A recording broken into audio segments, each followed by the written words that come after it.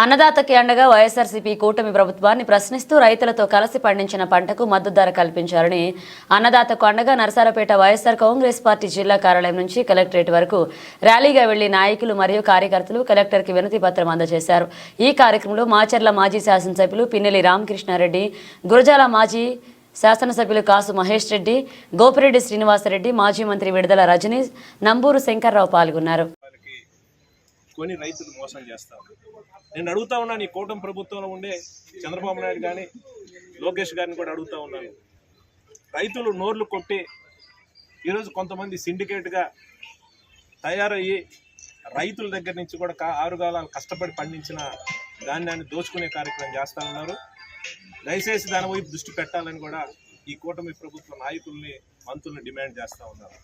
మంత్రి అయితే 2 అడుగులు ముందుకేసి మీరు ఒక మెసేజ్ పెట్టండి చాలు, మిమ్మల్ని మీ యొక్క ధాన్యాన్ని ప్రభుత్వమే కొనుగోలు చేసే విధంగా కూడా ఆదుకుంటామని చెప్పిన మంత్రి ఈరోజు ఎక్కడా కూడా ఆయన వాయిస్ కనిపించే పరిస్థితి లేదు। ఈరోజు ఈ రకంగా రైతులను దగా చేస్తూ ఉన్నారు। కష్టపడి పండించిన రైతులు ధాన్యాన్ని అమ్ముకోలేని పరిస్థితిలో ఈరోజు ఉన్న పరిస్థితి।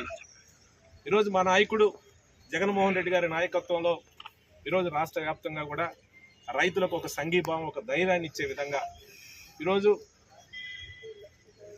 ఆయన యొక్క ఆలోచన ప్రకారం, జగన్మోహన్ రెడ్డి గారి ఆదేశాల ప్రకారం పల్నాడు జిల్లాలో ఉండే 7 నియోజకవర్గాలకు సంబంధించి మా పార్టీ ఇన్ఛార్జీలు, ఎక్స్ఎమ్మెల్యేలు, మాజీ మంత్రులు, నాయకులు అందరం కలిసి కూడా ఈరోజు పెద్ద ఎత్తున కూడా రైతులందరం కలిసి కలెక్టర్ గారికి ఈరోజు ఒక వినతి పత్రం ఇవ్వడం జరిగింది।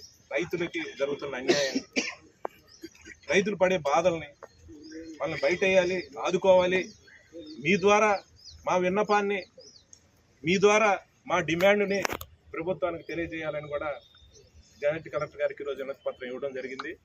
నేను ఈ కూటమి ప్రభుత్వాన్ని మేము డిమాండ్ చేస్తూ ఉన్నాం, దయచేసి మీరు రైతులు నోళ్ళు కొట్టొద్దండి। ఏదైతే గతంలో దరిదాపుగా 3,40,000 టన్నుల పైచిలుకు ధాన్యాన్ని ప్రభుత్వమే కొనుగోలు చేసిన పరిస్థితి గతంలో జగన్మోహన్ రెడ్డి గారి నాయకత్వంలో వైఎస్ఆర్ ప్రభుత్వం। కానీ ఈరోజు మీరు రైతుల దగ్గర నుంచి ప్రభుత్వమే కొనుగోలు చేయాలని కూడా డిమాండ్ చేస్తారు। రైతులను ఆదుకోవాలి। ఇవే కాదు, త్వరలోనే ఈ రాష్ట్రంలో ఉండే అన్ని వర్గాల పక్షాన వైఎస్ఆర్ పార్టీ పోరాటం చేస్తుంది।